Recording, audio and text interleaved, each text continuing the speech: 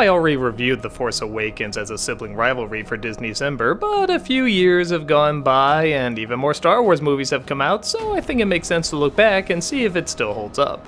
Force Awakens is the first Star Wars movie that pretty much had no input from George Lucas after he sold Star Wars to Disney. The funny thing about it is it's probably the Star Wars movie that plays it the most safe, yet somehow also still takes a few risks. The story is years later, the Empire are gone, but the First Order is now in charge. Let's just say it, another Empire. They didn't even change the Stormtrooper clothes. You'll find there's a lot of repeating in this though, as a droid has some information about the First Order that can be incredibly helpful. An escaped pilot named Poe and the next Stormtrooper named Finn escape the First Order and get to, what a shock, a desert planet. They come across a poor young person who doesn't know her family and coincidentally happens to be really strong with the Force, and she's being hunted by a dark masked entity. The race is on to get the droid to the rebellion while also getting help from Han Solo and Chewie. Wow, didn't even need to change the names on that one. So yeah, as everyone has said before, this is pretty much a retread of New Hope, and I'd be lying if I said I wasn't exactly a big fan of that. While what actually happens in the movie is a little too familiar, the setup is actually kinda different. Details that some fans might find upsetting, other fans find actually kind of intriguing and good at continuing the story. For example, Han Solo and Princess Leia are no longer together. And I'll keep this spoiler free, but if you know how A New Hope goes, you know there's a death in it. And while it's not exactly a shocker, it is still kind of a risky move. The original Star Wars trilogy combined a lot of different elements of myth and fairy tales and folklore and philosophy and religion, all these different things. The ending though is mostly fairy tale. It's a happy ending. The people who should be together are together, the people who should be dead are dead, the people who should be alive are alive, and they're all happy. This definitely throws a wrench in that fairy tale, and people are either gonna love that or hate it. For me, I like the idea that I can just accept the original 3 movies as they are and then see this as kind of another continuation that I don't have to accept. If I want, I can just say it ended at Return of the Jedi. But if other movies are gonna continue, this is not a bad way to continue them.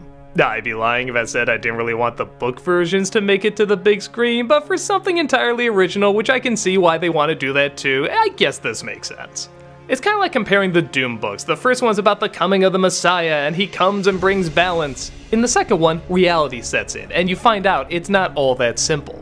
While I see the charm and even sometimes the importance of the fairy tale ending, at the same time, I do like questioning happily ever after. I do like saying what happens when real life gets in the way. How do you confront it? How do you win it? Can you win it? What happens when you fail? These are more interesting questions that I feel can help people along with life. But it also still keeps that mythos fantasy angle, and yeah, I have to be honest, it's the first Star Wars movie since probably Return of the Jedi that really felt like Star Wars. Revenge of the Sith came close, but it was still a little too modern Lucas-y. This had a lot of practical effects, this had a lot of dirt on everything, this had stuff that was really there, and aliens with interesting identities, and people with interesting identities, and they were charming and they were funny. They had mystery set up, they had villains that were complex. I wanted to see where everything was going with these characters. And as I said in my Nostalgia Critic review, I think that's why there was so much repeating, to show that they can do a Star Wars movie. This is Disney now, Lucas is gone, they want to show that they can do this right. But again, there are still just enough risks taken that it did keep my interest, and I did want to know where the movies were going. If I saw any of the prequels on their own, I wouldn't care what was in the next film. But if I saw this on its own, I would have to know what happens next. One of the things that surprised me the most about this movie was Harrison Ford as Han Solo. I don't know how to put this nicely, but the past few years, Harrison Ford hasn't exactly been that amazing an actor. It always feels like he's trying to overcompensate. He's trying to act super tough to show that he hasn't been away for too long, he's not too old, and so you just kind of see the bottom of his teeth jutting out and him acting really mad, and it always felt kind of phony. But here, he's Han Solo, and he's older, and he's great, and he's hilarious, and he's smart, and he's a really great character in this. The rest of the acting is really good too. Kylo Ren, if you were to describe this villain to me, I would think would not be a particularly strong character, but the way he's played and written, he is so complex, he is so interesting, he is so torn. You want to help this guy out, you want him to be accepted, but at the same time he's done so many terrible things and will continue to do terrible things, and you just go back and forth with him, which is what I feel you should do with a villain like this. I'll admit it is a little weird watching it now, knowing the direction a lot of these films go. I do remember kind of this excitement when the film started and we were back in Star Wars, but now that we're getting 1, sometimes even 2 a year, I'd be lying if I said the size and magnitude of this movie hasn't gone down a little bit.